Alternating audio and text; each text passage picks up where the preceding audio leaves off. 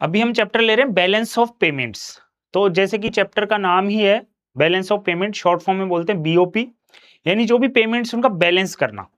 तो इस कंसेप्ट को समझने से पहले हमें थोड़ा सा ये देखना होगा कि एक टर्म रहती है that is called open economy. Open economy का क्या मतलब है? Suppose we are a country और हम जो ट्रांजेक्शन करेंगे यूएसए से, यूके से, चाइना से, रशिया से, इन सबको हम नाम दे सकते हैं रेस्ट ऑफ द वर्ल्ड। जब हम रेस्ट ऑफ द वर्ल्ड से ट्रांजेक्शन्स करेंगे तो गुड्स एंड सर्विसेज एक्सपोर्ट होगी, इंपोर्ट होगी। गुड्स एंड सर्विसेज इंडिया से फॉरेन कंट्रीज में जाएगी, goods and services foreign country से इंडिया में आएगी। ठीक है, इस तरह से हम एज ए कंट्री पूरे वर्ल्ड से बिजनेस करते हैं, ट्रांजेक्शन्स करते हैं। तो अब आपको एक चीज ध्यान देनी होगी कि अगर आप ट्रांजेक्शन्स कर रहे हैं तो उन ट्रांजेक्शन्स में पैसा बाहर से यहां पे भी आ रहा है और यहां से पैसा बाहर जा रहा है, तो आप उसका कोई रिकॉर्ड तो मेंटेन करेंगे। तो जो आप रिकॉर्ड मेंटेन करते हैं, जो भी ट्रांजेक्शन्स आप करते हैं, किससे? रेस्ट ऑफ द वर्ल्ड से। यहां पे जो इंपॉर्टेंट वर्ड है वो रेस्ट ऑफ द वर्ल्ड है। रेस्ट ऑफ द वर्ल्ड, बाहरी देशों से जो आपका बिजनेस ट्रांजेक्शन्स होता है, केवल वो कंसेप्ट हम बीओपी में देखते हैं। आप जो है इंडिया के अंदर जो भी ट्रांजेक्शन्स कर रहे हैं, इंटरनल जो ट्रांजेक्शन्स है, those transactions will not be included in the BOP. BOP में केवल ट्रांजेक्शन्स जो आपके रेस्ट ऑफ द वर्ल्ड से हो रहे हैं, केवल वो इंक्लूड होंगे। तो इसका मतलब या तो आपका फॉरेन एक्सचेंज बाहर जाएगा या फिर फॉरेन एक्सचेंज आपका अंदर आएगा। या तो फॉरेन एक्सचेंज इंडिया में आएगा या फिर फॉरेन एक्सचेंज आपका बाहर की कंट्री में जाएगा। और foreign exchange it means foreign currency. Foreign currency, foreign exchange एक ही बात है। विदेशी मुद्रा, डॉलर है, पाउंड है, ठीक है, येन है, कोई भी फॉरेन करेंसी इंडिया से बाहर जा रही है और कोई भी फॉरेन करेंसी बाहर से इंडिया में आ रही है, तभी तो ट्रांजैक्शन कंप्लीट हो रहा है। और जो ट्रांजैक्शंस आपके कंप्लीट हो रहे हैं, उनका कहीं ना कहीं आपको रिकॉर्ड मेंटेन करना होगा। तो वो रिकॉर्ड ही हमारे क्या, उस रिकॉर्ड को ही हम क्या बोलते हैं? बैलेंस ऑफ पेमेंट, यानी बीओपी। और मोस्ट ऑफ द ट्रांजैक्शंस आपको भी पता है कि वर्ल्ड में जो है डॉलर में होते हैं। तो अब 3-4 बात आपके इंपॉर्टेंट है। एक तो आपके सारे जो इकोनॉमिक ट्रांजैक्शंस हैं वो कंसेप्ट बीओपी में आ रहा है। आप रेस्ट ऑफ द वर्ल्ड से ट्रांजैक्शन कर रहे हैं तब बीओपी का कंसेप्ट सामने आ रहा है।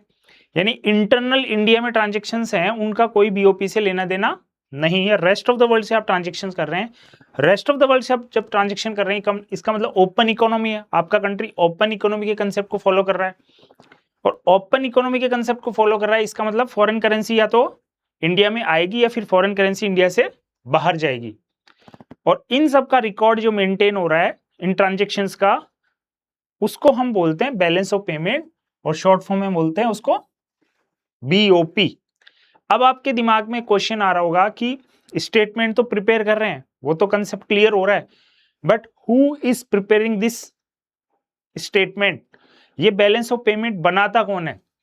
तो बैलेंस ऑफ पेमेंट कौन बनाता है? Reserve bank of India. तो गवर्नमेंट की तरफ से इंडियन गवर्नमेंट की तरफ से आरबीआई जो है इस काम को कंप्लीट करता है। रिजर्व बैंक ऑफ इंडिया जो है वो बैलेंस ऑफ पेमेंट पूरा तैयार करता है, और कहां से पैसा आया, कहां पैसा गया, कहां से पैसा आया, इससे भी बढ़िया आपको ये बोलने की आदत डालनी चाहिए कि कहां पे फॉरेन करेंसी गई और कहां से फॉरेन करेंसी इंडिया में आई। तो अब आपको क्लियर हो गया होगा कि एक्चुअल में बैलेंस ऑफ पेमेंट क्या है, इसके पीछे कौन से कंसेप्ट काम करते हैं, और इसको कौन प्रिपेयर करता है? आरबीआई। ठीक है, अब देखो meaning and structure of balance of payment. तो छोटा सा चैप्टर है, इजी चैप्टर है, और इंपॉर्टेंट भी है आपकी नॉलेज पॉइंट ऑफ व्यू से भी और एग्जामिनेशन पॉइंट ऑफ व्यू से भी। तो मीनिंग ऑफ बीओपी ऑलमोस्ट मैं आपको पहले ही क्लियर कर चुका। Systematic record of all economic transactions. देखो ऑल इकोनॉमिक ट्रांजेक्शंस की बात हम कर रहे थे। ऑल इकोनॉमिक ट्रांजेक्शंस में गुड्स का भी ट्रांजेक्शन हो गया, सर्विसेज का भी ट्रांजेक्शन, असेट्स का भी transaction between the residence of a country, यानी मान लिया India and the rest of the world, यानी India rest of the world से जो इकोनॉमिक ट्रांजेक्शंस कर रहा है, गुड्स एक्सपोर्ट इंपोर्ट हो रही है, सर्विसेज भी एक्सपोर्ट इंपोर्ट की तरफ है, असेट्स भी एक्सपोर्ट इंपोर्ट की तरफ है। तो ये सारे काम हो रहे हैं, यानी कि systematic record of all economic transactions. All economic transactions यहाँ पे इंपॉर्टेंट वर्ड है, उसमें सब आ गया, गुड्स भी आ गए, सर्विसेज भी, असेट्स भी। और वहां पे जो इंपॉर्टेंट कंसेप्ट वो है कि रेजिडेंट्स ऑफ द कंट्री, यानी हमारे देश के लोग मान लेते हैं वो फॉरेन कंट्री से जो भी ट्रांजेक्शंस कर रहे हैं उसका सिस्टमेटिक जो रिकॉर्ड होता है दैट इज कॉल्ड बीओपी। ठीक है, तो ये कंसेप्ट हमें क्लियर हुआ। अब देखो एक तो इसके और इसको जानने के लिए हम क्या देख सकते हैं, business account nature resembles typical double entry system. Double entry system चलता है, यानी आपके एक तरफ तो हो जाएगा क्रेडिट और एक तरफ हो जाएगा डेबिट। तो आप किसी भी तरफ क्रेडिट लिख सकते हैं, किसी भी तरफ डेबिट लिख सकते हैं, क्योंकि आप अभी अकाउंट्स नहीं पढ़ रहे, आप इकोनॉमिक्स पढ़ रहे हैं। तो इसमें कंसेप्ट मेनली यहाँ पे जो क्रेडिट डेबिट का जो मीनिंग है दैट इज जो भी अंदर आएगा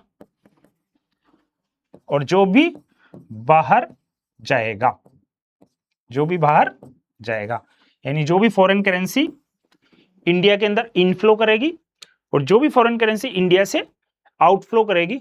आउटफ्लो करेगी तो हम उसको डेबिट साइड में रिकॉर्ड कर देंगे और इनफ्लो करेगी तो हम उसको क्रेडिट साइड में रिकॉर्ड कर देंगे। तो ये आपका डबल एंट्री सिस्टम चलता है यहाँ पे। क्रेडिट साइड में ये खुद ही बता रहा है records all transactions leading to inflow foreign exchange, और डेबिट साइड में आउटफ्लो फॉरेन एक्सचेंज। ठीक है, अब देखो यहाँ पे 5 major items included in BOP. तो देखो एक तो विजिबल आइटम्स रहते हैं इसमें।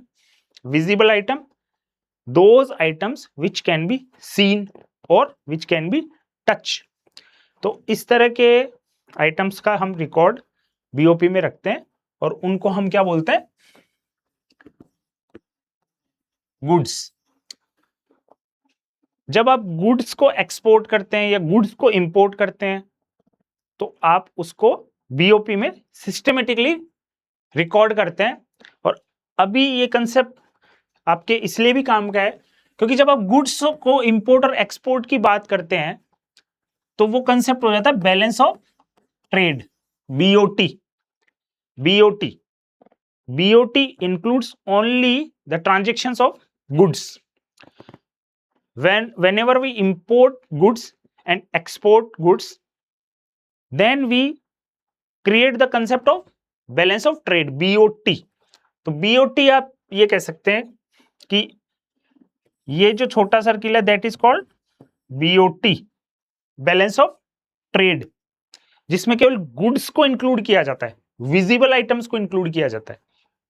और इससे बड़ा circle that is called BOP.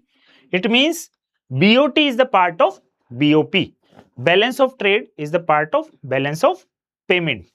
तो balance of payment is the larger concept and balance of trade is the smaller concept with the comparison from BOP. अगर हम बीओपी से कंपेयर करें तो बीओटी स्मॉलर कंसेप्ट है और बीओपी लार्जर कंसेप्ट हमें देता है, क्योंकि बीओपी में ऑल द इकोनॉमिक ट्रांजैक्शंस की बात हो रही है, जबकि बीओटी में केवल गुड्स के ट्रांजैक्शंस की बात हो रही है। इसका मतलब जब भी बीओटी का कंसेप्ट सामने आए तो आपको एग्जामिनेशन में ध्यान रखना है, वो आपको क्वेश्चंस में ट्रैप करेगा।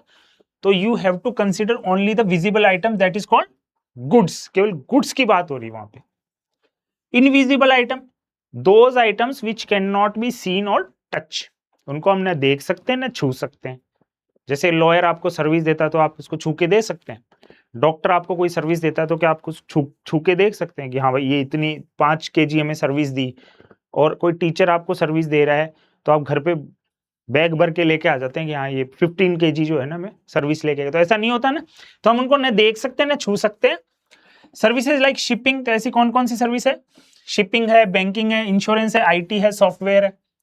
इस तरह की जो इनविजिबल आइटम है उसको भी हम, बात तो बीओपी की कर रहे हैं ना, बीच में मैंने आपको बीओटी का कंसेप्ट समझा दिया, बट अभी बात चल रही है 5 major items included in BOP. तो invisible item, invisible item, investment income, investment income में फैक्टर इनकम, यानी कोई भी हमने लोन दिया है या फिर लोन लिया है, तो अगर लोन लिया है तो इंटरेस्ट पे करना पड़ेगा और लोन दिया है तो इंटरेस्ट रिसीव करना पड़ेगा। Those transactions will be included in the BOP. Profit कोई भी हुआ, डिविडेंड आया या गया, रेंट दिया या फिर लिया, रेजिडेंट्स एंड नॉन रेजिडेंट्स, ठीक है, ये इस तरह के ट्रांजेक्शंस की बात हो रही है, वो सब रिकॉर्ड करते हैं बैलेंस ऑफ पेमेंट में। यूनिलेटरल ट्रांसफर, यूनिलेटरल का मतलब होता है one sided, one sided, one sided transaction. जैसे कि हम जाते हैं मार्केट में, जाते हैं, हमने बोला 5 kg शुगर दीजिए, तो उसके बदले में वो हमें तो देता है 5 kg शुगर, हम उसको दे देते हैं पेमेंट, पैसा दे देते हैं हम उसको। लेकिन यूनिलेटरल ट्रांजेक्शन में क्या होगा, एक पार्टी दूसरी पार्टी से कुछ ना कुछ लेती है लेकिन बदले में कुछ भी नहीं देती। इस तरह के ट्रांजेक्शंस को हम क्या बोलते हैं? Unilateral transaction. यूनिलेटरल ट्रांजेक्शन को हम यूनिलेटरल ट्रांसफर भी बोलते हैं। One way transaction without obligation, जैसे किसी को गिफ्ट दिया, आपने किसी को गिफ्ट दे दिया तो बदले में तो कुछ मिला नहीं, तो आपका कोई दोस्त अगर अमेरिका में बैठा है, आपने उसको यहां से गिफ्ट भेजा, तो that transaction will be included in the BOP. Charity, आपने कोई दान दिया या फिर दान लिया, फॉरेन कंपनी ने हमारे यहाँ इंडिया में कोई चैरिटी कर दिया, हमने फॉरेन कंट्री में कोई चैरिटी कर दी, तो वो इंक्लूड हो जाएगी बीओपी में। रेमिटेंसेज यानी कुछ सहायता दे दी, हेल्प कर दी, ठीक है। तो इंडिया जो है ना सबसे ज्यादा इनवर्ड रेमिटेंसेज रिकॉर्ड करता है। इनवर्ड रेमिटेंसेज का कंसेप्ट है, इनवर्ड रेमिटेंसेज जानते हैं आप? मैं यहां पे वर्ड यूज कर रहा हूं inward, inward remittances, inward remittances. तो इंडिया में हाईएस्ट इनवर्ड रेमिटेंसेज रिकॉर्ड किए गए हैं। यहां पे इनवर्ड रेमिटेंसेज वर्ड यूज करना होगा आपको। इनवर्ड रेमिटेंसेज का मतलब है remittances which are received from the foreign countries, क्योंकि अगर आप यहां से इनवर्ड वर्ड हटाएंगे, और रेमिटेंसेज तो अब मैं कोई कैलकाटा से जयपुर में, जयपुर से कैलकाटा, चंडीगढ़ से गुजरात, गुजरात से चंडीगढ़, वो भी रेमिटेंसेज है। But if we are talking about the inward remittances, इसका मतलब है कि रेस्ट ऑफ द वर्ल्ड से इंडिया में इनवर्ड कर रहा है, ये रेमिटेंसेज बाहर से आ रही है। तो ये वाला कंसेप्ट भी हमने देख लिया। ये वन वे ट्रांजेक्शन, यूनिलेटर ट्रांसफर, ये सब रिकॉर्ड होते हैं किसमें? बीओपी में। कैपिटल ट्रांजेक्शंस में क्या है? कैपिटल ट्रांजेक्शंस में आपके फाइनेंशियल असेट हो गए, लोन हो गए, लाइबिलिटीज, प्रॉपर्टी ट्रांसफर हो गए, इस तरह के जो ट्रांजेक्शंस है वो कैपिटल ट्रांजेक्शंस में आपके कवर हो रहे हैं। तो ये 5 आइटम थे आपके। आपने लोन दिया, लिया, कोई असेट बेचा या खरीदा, कोई प्रॉपर्टी आपने वहां बाय किया, सेल की, इस तरह के ट्रांजेक्शन जो है ना कैपिटल ट्रांजेक्शंस में इंक्लूड होते हैं, और वो सब पार्ट है किसका? बीओपी का। अब देखो, मैंने इस कंसेप्ट के बारे में आपको पहले ही जानकारी दे दी। बैलेंस ऑफ ट्रेड, इसमें हमें केवल किसके बारे में बात करनी है? Only about the goods, services भी हमें यहाँ पे इंक्लूड नहीं करनी। तो इसको हम ट्रेड बैलेंस, बीओटी, बीओटी में जैसे पहली बात हो चुकी विजिबल यानी गुड्स, और विजिबल यानी कि बात केवल गुड्स की हो रही है। जो भी गुड्स आपने एक्सपोर्ट की उसमें से आप लेस कर दो जो भी आपने इंपोर्ट की। जो भी गुड्स आपने इंपोर्ट की और जो भी गुड्स आपने एक्सपोर्ट की, तो एक्सपोर्ट ऑफ द गुड्स में से लेस कर दो इंपोर्ट ऑफ द गुड्स, तो आपका ट्रेड बैलेंस यानी बीओटी निकल के आ जाएगा। तो फेवरेबल कब होगा? ये सब कॉमन सेंस की बात है, चैप्टर काफी कॉमन सेंस वाला चैप्टर है, सीधी सी बात है। इंडिया जो है बिजनेस कर रहा है, रेस्ट ऑफ द वर्ल्ड से ट्रांजेक्शन कर रहा है, उसका एक रिकॉर्ड है, मेंटेन करना पड़ेगा, कहीं ना कहीं लिखना पड़ेगा। हम भी लिखते हैं, हमारे घर में भी लिखते हैं, ऑफिस में भी लिखते हैं, कंपनी में भी लिखते हैं। इंडिया एज ए कंट्री उसको रिकॉर्ड करना पड़ेगा। और कौन करेगा? आरबीआई करेगा, सिस्टमेटिक करेगा सारे इकोनॉमिक ट्रांजेक्शन्स। उसमें केवल अगर गुड्स की बात होगी तो कंसेप्ट क्या निकल के आएगा? बीओटी। ठीक है, बीओटी फेवरेबल कब हो सकता है? कॉमन सेंस की बात है, एक्सपोर्ट में से हम इंपोर्ट्स लेस कर रहे हैं, इसका मतलब एक्सपोर्ट ज्यादा हो और इंपोर्ट कम हो, तो फिर सीधी सीधी बात है फेवरेबल बीओटी निकल के आ रहा है। Value of visible exports exceeds value of visible imports leads to net inflow foreign currency. इसका मतलब एक्सपोर्ट ज्यादा इंपोर्ट कम है, इसका मतलब फॉरेन करेंसी इनफ्लो ज्यादा कर रही है, आउटफ्लो कम कर रही है। इनफ्लो ज्यादा हो रहा है हमारे यहाँ पे, और इसका मतलब बीओटी जो है पक्की बात है कि जीरो से तो ज्यादा होगा और पॉजिटिव ट्रेड बैलेंस होगा, तो इसको हम बोलते हैं फेवरेबल या फिर सरप्लस बीओटी, जिसमें कि एक्सपोर्ट ज्यादा इंपोर्ट से। अनफेवरेबल यानी डेफिसिट बीओटी का मतलब क्या होगा? एक्सपोर्ट कम है, इंपोर्ट ज्यादा है, एक्सपोर्ट कम है, इंपोर्ट ज्यादा है, इसका मतलब फॉरेन एक्सचेंज का आउटफ्लो ज्यादा होगा, फॉरेन करेंसी का इनफ्लो कम होगा। और विजिबल एक्सपोर्ट एक्सीड कर रहा है विजिबल इंपोर्ट से। विजिबल यहाँ पे गुड्स से मतलब है। Net outflow foreign currency leads to net outflow, इसका मतलब ओवरऑल आउटफ्लो ही हो रहा है, फॉरेन करेंसी का ओवरऑल आउटफ्लो हो रहा है। बीओटी जो है जीरो से कम आ रहा है। मानो यहाँ पे 100 माइनस 50 था तो 50 आ गया, ये जीरो से ज्यादा। उल्टा कर दो, ये वाला कंसेप्ट में क्या हुआ? 50 माइनस 100 तो माइनस का 50, और माइनस का 50 जो है वो जीरो से भी कम है। ठीक है, और यहाँ पे आप ले लो 100 माइनस 50, इसका मतलब पॉजिटिव बैलेंस, तो पॉजिटिव बैलेंस इज सरप्लस। और यहाँ पे 100 माइनस 100 इसका मतलब जीरो, तो ये देखो बीओटी जीरो के इक्वल। आपके एक्सपोर्ट और इंपोर्ट बराबर वैल्यू के हैं।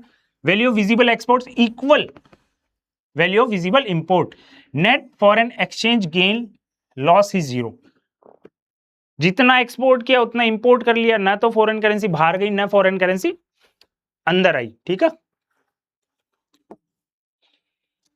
Current account of BOP. BOP में दो तरीके के अकाउंट है हमारे पास। बीओपी में हमारे पास दो अकाउंट होते हैं, एक तो होता है करंट अकाउंट और एक होता है हमारे पास कैपिटल अकाउंट। तो अभी हम बात किसकी कर रहे हैं? करंट अकाउंट की बात कर रहे हैं हम। Meaning of current account. Current account का मीनिंग देखेंगे, आखिर करंट अकाउंट होता क्या है। करंट अकाउंट में हम क्या करते हैं? Records all international economic transactions relating to जो भी गुड्स का ट्रांजेक्शन हो रहा है, यानी गुड्स का एक्सपोर्ट इंपोर्ट, जो भी सर्विस का ट्रांजेक्शन हो रहा है, यानी कि सर्विस का एक्सपोर्ट इंपोर्ट। फैक्टर इनकम आप जानते ही हो, फैक्टर्स ऑफ प्रोडक्शन से जो इनकम होती है that is called factor income. Factor of production क्या होते हैं? Land, labour, capital, entrepreneur. Unilateral transfer, एक तरफा ट्रांसफर, जो कि अभी बात हम डिटेल में करके हैं। ये सारे रिकॉर्ड जिस अकाउंट में आप करते हैं, यानी ये सारे ट्रांजेक्शन का जिस अकाउंट के अंदर आप रिकॉर्ड करते हैं, इन सभी ट्रांजेक्शन्स को that account is called current account. तो करंट अकाउंट के कंपोनेंट हो गए।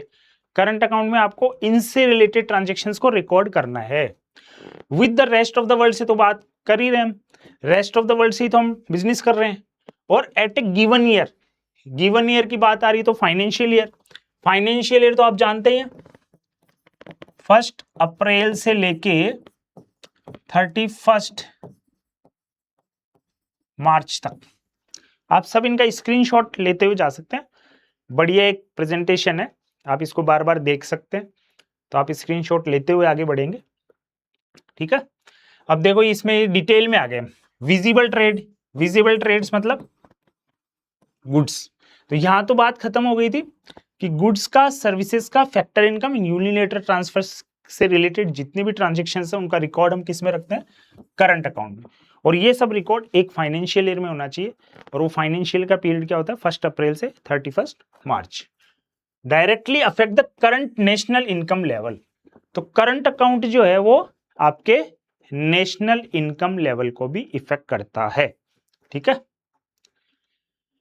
तो अब इसको देखो आप, विजिबल ट्रेड को एक वर्ड, और एग्जाम में आपको इस तरह के वर्ड भी ध्यान रखने होंगे। मर्चेंडाइज, विजिबल ट्रेड यानी गुड्स, विजिबल ट्रेड को हम बता रहे हैं गुड्स, और एक और नाम है इसका दैट इज मर्चेंडाइज। तो सारे आपको नाम में पहले भी बोल चुका हूं कई क्लासेस में, जितने भी जिसके जो नाम है you have to remember all those names, otherwise you will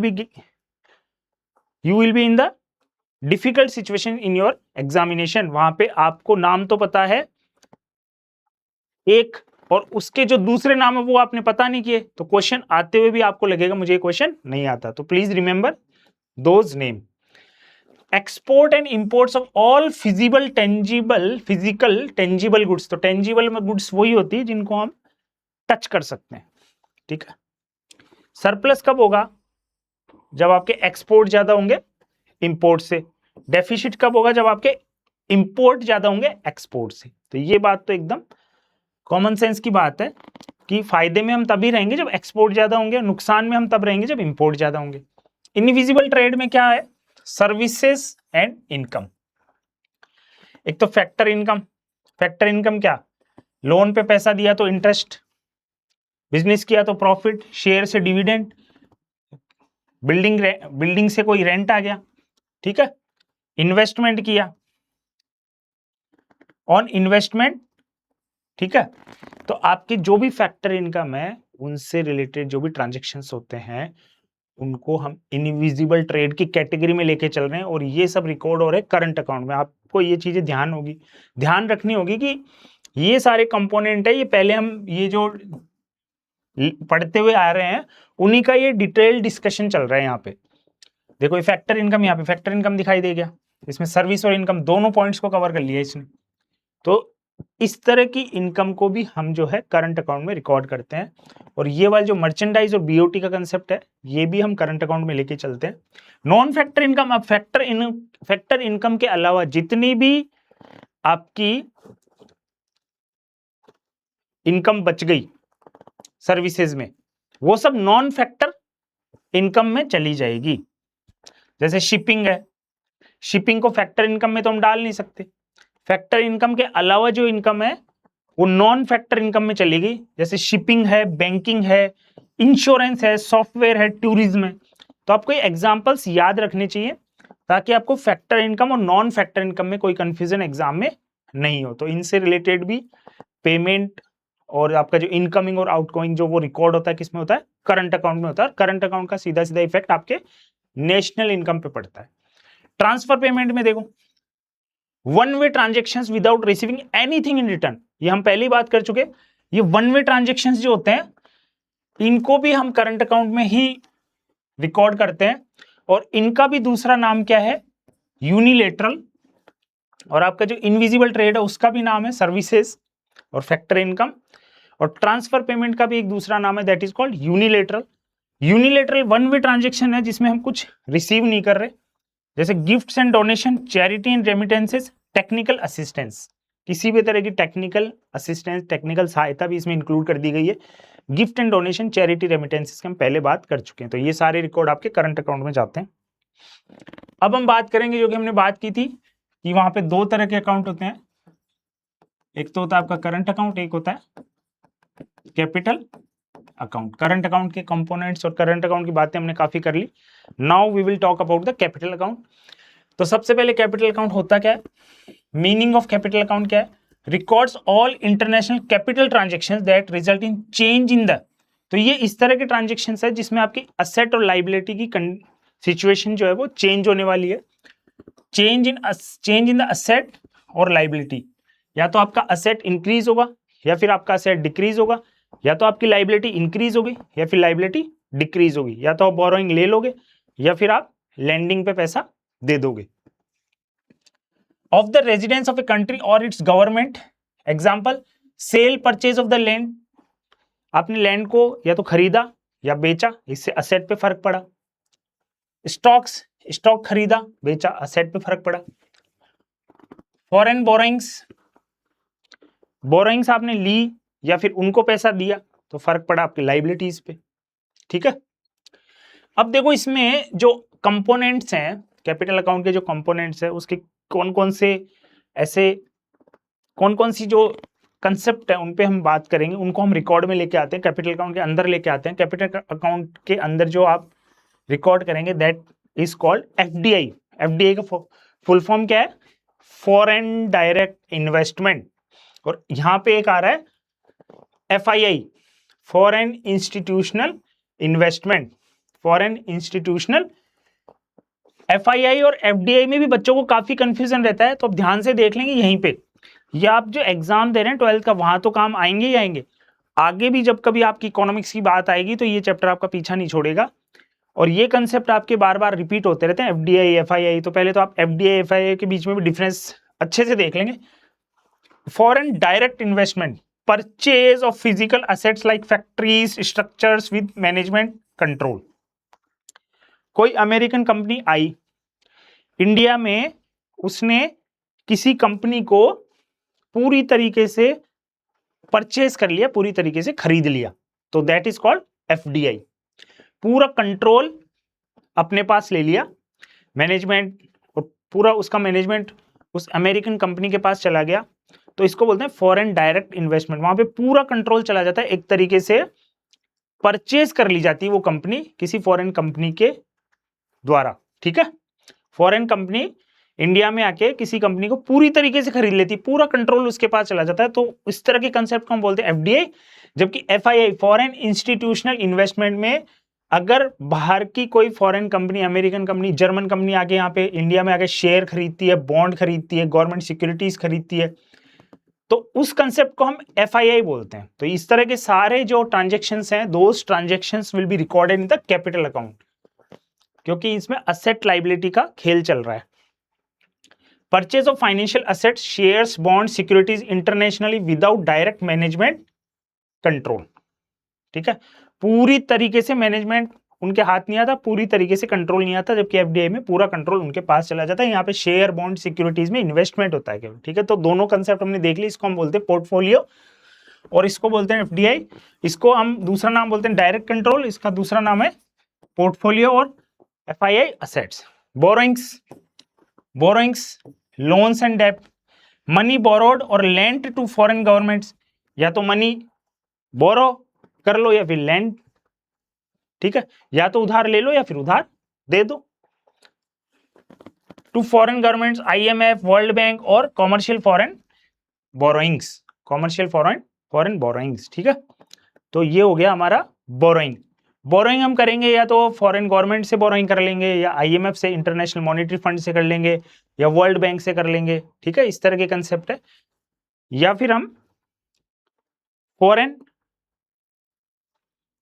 country को, यानी अमेरिका को, जर्मनी को, चाइना को, UK को, इनको लोन दे भी तो सकते हैं। तो दोनों तरफ के ट्रांजेक्शन यहाँ पे रिकॉर्ड होते हैं। ठीक है, reserves and error, official reserves account transactions by central bank, RBI and errors and omissions column for adjustment.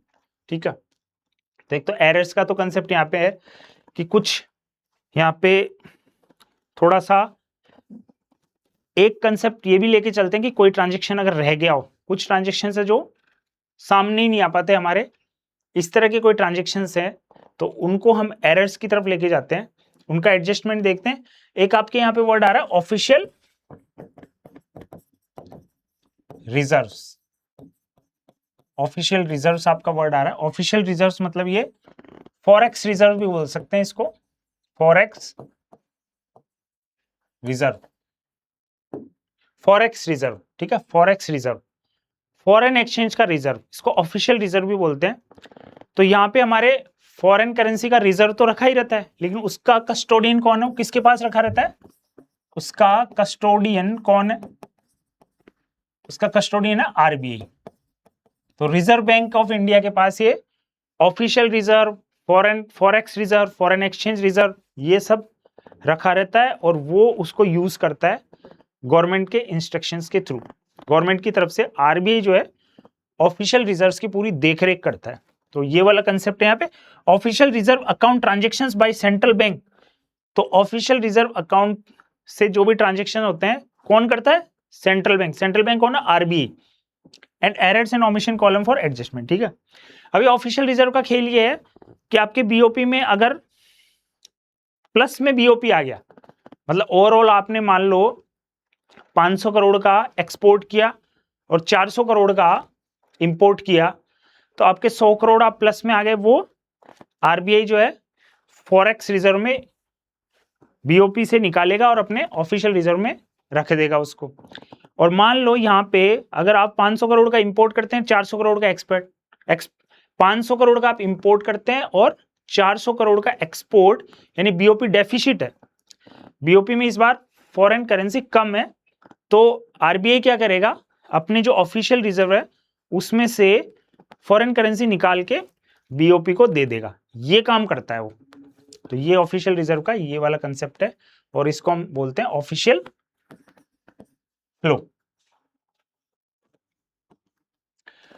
Current account versus capital account, तो ये डिफरेंस कई बार एग्जाम में आ जाता है, तो डिफरेंस के बेसिस क्या है, influence, impact, nature of concept, components included, asset liability effect. तो असेट लायबिलिटी इफेक्ट तो आपको पता ही है कि करंट अकाउंट में does not cause any change in asset और लायबिलिटी, जबकि कैपिटल अकाउंट का तो बेस ही, डेफिनेशन का बेस ही है कि directly cause A change in asset और लायबिलिटी ऑफ रेजिडेंट्स और गवर्नमेंट। तो एक डिफरेंस तो आपको वैसे ही क्लियर है, और एक आपको पता है कि करंट अकाउंट होता क्या है, एक्सपोर्ट इंपोर्ट किसका, गुड्स का, सर्विसेज का, फैक्टर इनकम का, एंड यूनिलेटरल ट्रांसफर पेमेंट्स का। इसका क्या होता है, FDI, portfolio investment, foreign borrowings, lending and official reserve changes, जो कि अभी अभी हमने देखे हैं। तो ये दो डिफरेंस तो आपके सामने आ गए कि इसमें कौन से ट्रांजेक्शन्स रिकॉर्ड होते हैं और उसमें कौन से ट्रांजेक्शन्स रिकॉर्ड होते हैं, उनकी अभी हम बात करके हैं, तो दो आपको क्लियर हो गए। अब थोड़ा ध्यान क्या रखना है, जो करंट अकाउंट का नेचर है वो flow concept, period of time के हिसाब से ये फ्लो चलता रहता है, क्योंकि यहाँ पे measured over a period of time, ठीक है, पीरियड ऑफ टाइम के हिसाब से हम चलते हैं, तो इसको हम फ्लो कंसेप्ट। और इसका रिवर्स है ये कैपिटल अकाउंट क्या आपका, stock concept, affects accumulated assets and liabilities. जो भी आपका एक्यूमुलेटेड असेट है और लाइबिलिटी है उसी में चेंज आता है, तो इसमें पीरियड ऑफ टाइम का कोई कंसेप्ट नहीं है, जो पहले से आपके पास स्टॉक अवेलेबल है उसी में चेंज आएगा, तो ये स्टॉक कंसेप्ट है। Affect the capital stock, affect the current income level and consumption of the nation. तो इनकम लेवल और कंजप्शन की बात कौन करता है, करंट अकाउंट, क्योंकि उसका इफेक्ट नेशनल इनकम पे भी पड़ता है, जबकि ये कैपिटल स्टॉक यानी फ्यूचर लायबिलिटी और असेट की पोजीशन के बारे में बताता है कैपिटल अकाउंट। तो ऑलमोस्ट इनकी डेफिनेशंस, इनके फीचर्स, इनके कंपोनेंट से निकल के इनका डिफरेंस निकल के आ रहा है। तो स्टडी में यही फायदा होता है, अगर आपको एक चीज आती है तो दूसरी चीज को आप कंट्रोल भी कर लेते हैं, याद भी कर लेते हैं, आपका कॉन्फिडेंस भी अप रहता है। अब जब आपको बाकी वो वाली चीजें पता थी तो डिफरेंस याद करना कोई बड़ी बात आपके लिए नहीं है, तो ये डिफरेंस भी आपके एग्जामिनेशन पॉइंट ऑफ व्यू से काफी इंपॉर्टेंट है। उसके बाद देखो हमारा ऑटोनोमस वर्सेस अकोमोडेटिंग डिसइक्विलिब्रियम। तो ऑटोनोमस ट्रांजेक्शन और अकोमोडेटिंग ट्रांजेक्शन, तो ऑटोनोमस आइटम और अकोमोडेटिंग आइटम्स, एक तो हम इसकी बात करेंगे। तो ऑटोनोमस आइटम का पहले तो आप ये देखेंगे, ये भी एग्जामिनेशन पॉइंट ऑफ व्यू से काफी इंपॉर्टेंट है।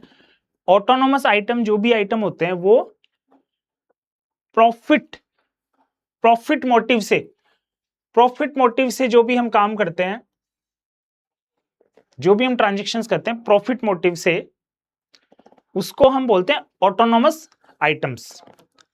तो economic transactions undertaken for profit motives, तो प्रॉफिट मोटिव्स के ही साथ हम चलते हैं, गुड्स का इंपोर्ट एक्सपोर्ट, सर्विसेज का इंपोर्ट एक्सपोर्ट, इस तरह के जो कंसेप्ट काम कर रहे हैं वहां पे, फैक्टर इनकम, ये सब प्रॉफिट मोटिव के कंसेप्ट के साथ आगे बढ़ रही हैं, और ये ऑलमोस्ट करंट अकाउंट का पार्ट है। तो इस तरह के आइटम्स को हम जो है ऑटोनोमस आइटम बोलते हैं, और ये बीओपी के ऊपर का कंसेप्ट माना जाता है, अबाउ द लाइन बोलते हैं इनको। अबाउ द लाइन आपको थोड़ा ये याद रखना पड़ेगा कि ऑटोनोमस आइटम्स को हम अबाउ द लाइन भी बोलते हैं, और ये वो इकोनॉमिक ट्रांजेक्शन्स हैं जो कि प्रॉफिट मोटिव के साथ किए जाते हैं और इंडिपेंडेंट है, किसी पे डिपेंडेंट नहीं है।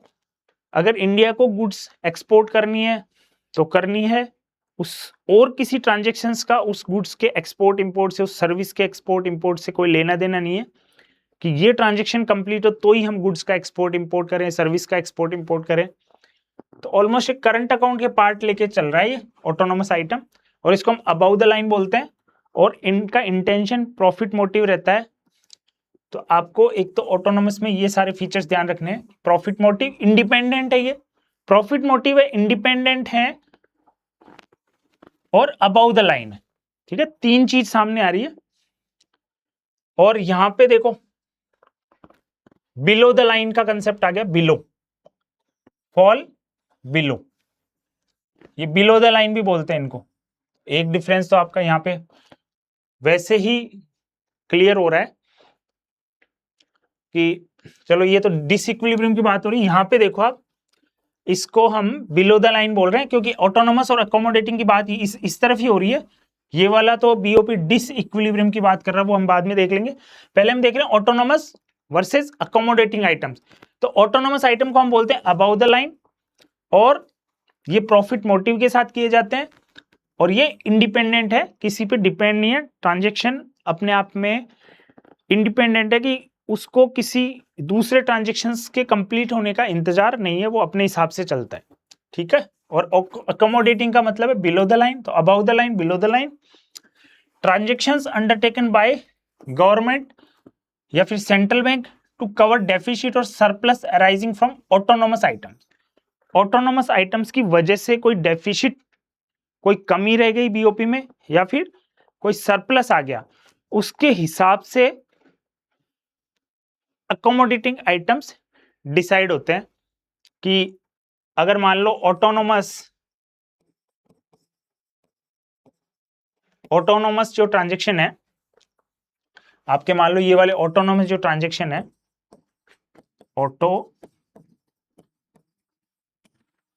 ये अगर प्लस में आ गए तो अकोमोडेटिंग, इसमें क्या होगा, मान लीजिए ऑटोनोमस आइटम्स में सरप्लस शो कर रहा है, तो हम फॉरेन कंट्री को लोन दे सकते हैं। We can give the loan because we have the surplus amount.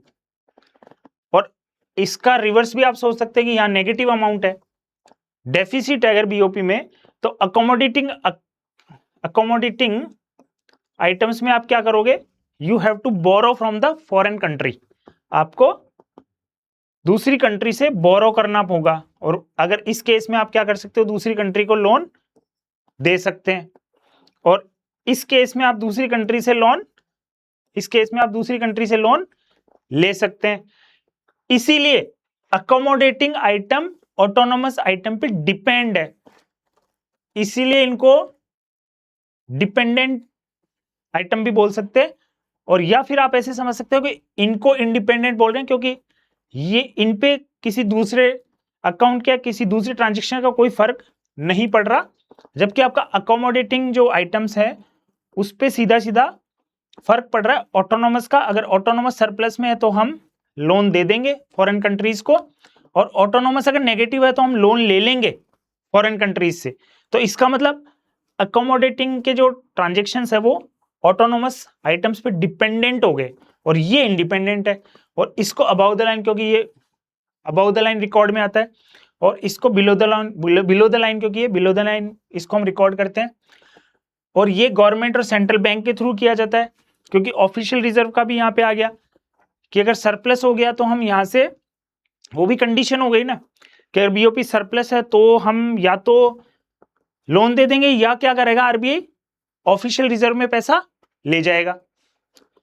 और अगर माइनस है तो या तो बाहर से लोन लेंगे या फिर आरबीआई क्या करेगा, अपने ऑफिशियल रिजर्व में से बीओपी में फॉरेन करेंसी सप्लाई कर देगा। ठीक है, अब आपको क्लियर हो रहा है ये दोनों।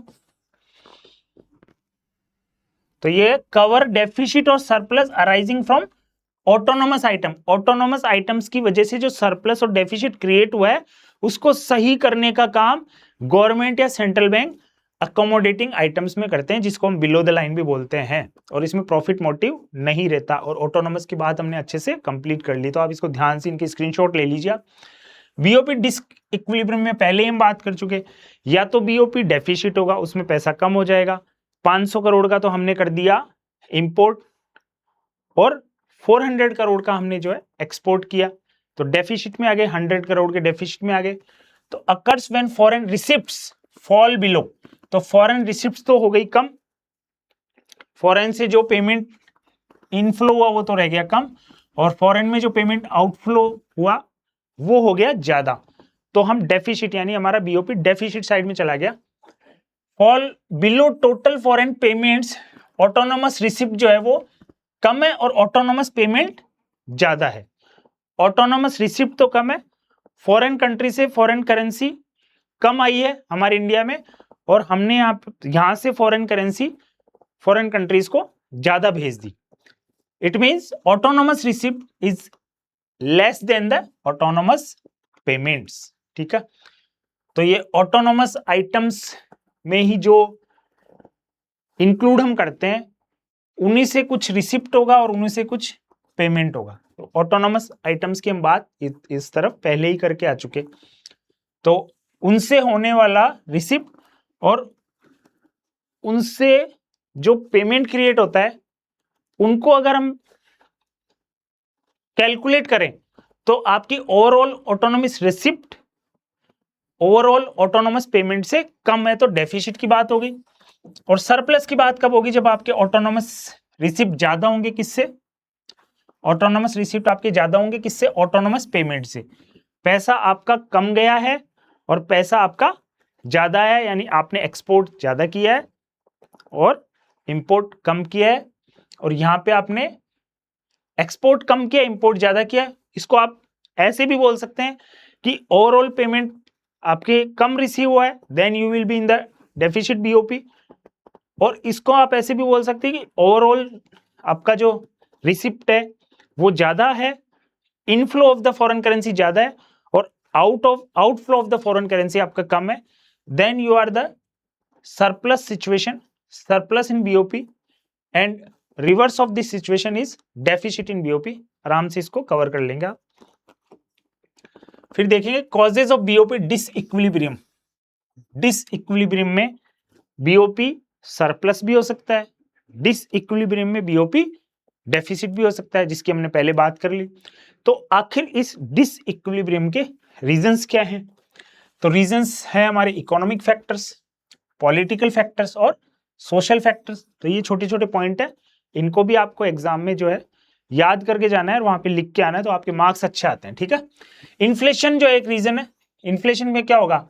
आपके डोमेस्टिक प्राइसेस ज्यादा हो जाएगी, तो आप फॉरेन जो प्रोडक्ट है वो आपके चीपर साइड में हो जाएंगे, सस्ते हो जाएंगे, तो आप फॉरेन से इंपोर्ट ज्यादा करोगे तो इंपोर्ट बढ़ जाएंगे और एक्सपोर्ट कम हो जाएंगे, क्योंकि आपके डोमेस्टिक प्राइस क्या हो गए? बढ़ गए। आपकी घरेलू चीजें जो है महंगी हो गई, बाहरी चीजें सस्ती होगी, तो आप ज्यादा मंगवाएंगे यानी इंपोर्ट ज्यादा करेंगे, एक्सपोर्ट कम। इन्फ्लेशन की वजह से आपके बीओपी में डिसइक्विलिब्रियम क्रिएट हो रहा है। Cyclical fluctuations, business cycles and global recessions. Business cycle में कभी आपके इन्फ्लेशन आता है, बिजनेस साइकिल में तो आप ये कह सकते हैं कि कभी आपका रिसेशन आता है, कभी आपका पीक आता है, कभी आपका डिप्रेशन आता है। तो इस तरह की सिचुएशंस क्रिएट होती रहती है बिजनेस साइकिल में आपके, कभी आपका पीक पे, फिर नीचे, फिर ऐसे। तो उतार चढ़ाव जो है बिजनेसेस में जो चलता रहता है उनको हम क्या बोलते हैं? Business cycles. तो वो फ्लक्चुएशंस चलते रहते हैं। तो रिसेशन में, डिप्रेशन के टाइम पे अलग तरीके से इफेक्ट पड़ता है ट्रांजैक्शंस पे, और पीक टाइम पे जो थोड़ा सिचुएशन अलग रहती है। और ग्लोबल रिसेशन भी आते हैं, जैसे अमेरिका में एक बार 1929 में बहुत महामंदी आई थी। तो इस तरह की भी जो इंसिडेंट्स ग्लोबली भी होती रहती है, और बिजनेस साइकिल्स तो चलती रहती है ऊपर नीचे बिजनेस के।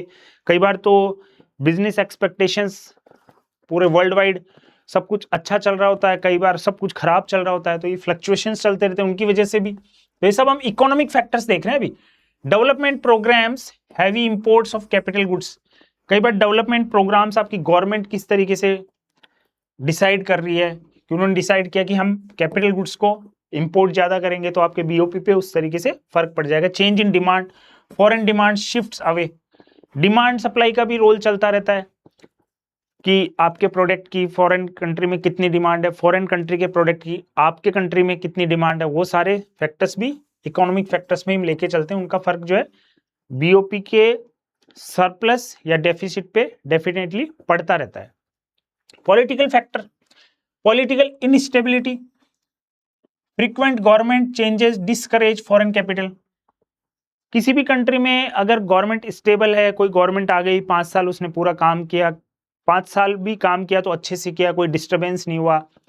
तो इस तरह के पीसफुल एनवायरनमेंट में कोई भी फॉरेन कंपनी आना चाहेगी, वहां पे बिजनेस को सेटअप करना चाहेगी। तो इस तरह से पॉलिटिकल इनस्टेबिलिटी अगर रहेगी, बार बार गवर्नमेंट चेंज हो रही है, इलेक्शंस हो रहे हैं, गवर्नमेंट अगर आ भी गई तो ढंग से काम नहीं कर पा रही, जो है गठबंधन की सरकारें आ गई, एक पार्टी दूसरे पार्टी की टांग खींच रही है, तो ऐसे में ग्लोबल कंपनीज किसी भी कंट्री में जाके बिजनेस करना पसंद नहीं करती। अगर गवर्नमेंट स्टेबल है तो फिर वहां पे दूसरी कंपनी आके बिजनेस करना ज्यादा पसंद करेगी। ठीक है। पॉलिटिकल डिस्टर्बेंस देखो, civil unrest leads to flight of foreign capital and reduces FDI inflows. तो पॉलिटिकल डिस्टर्बेंस, पॉलिटिकल इनस्टेबिलिटी, तो ये सब कंसेप्ट काम करते हैं कि कोई भी कंट्री में पॉलिटिकल डिस्टर्बेंस ज्यादा है, कि अभी एकदम से ही जो है जैसे बांग्लादेश में तख्ता पलट हो गया, ईरान, इजराइल, अमेरिका में जो है वहां पे वॉर की सिचुएशन हो गई, तो पॉलिटिकल डिस्टर्बेंस भी चलता रहता है। और पॉलिटिकल इनस्टेबिलिटी भी जहां पे है, पॉलिटिकल डिस्टर्बेंस जहां है, वहां पे कोई भी फॉरेन कंपनी जाके बिजनेस सेटअप करना, वहां पे बिजनेस करना पसंद नहीं करेगी। ठीक है। सोशल फैक्टर में क्या, change in taste and trends, preference for foreign goods.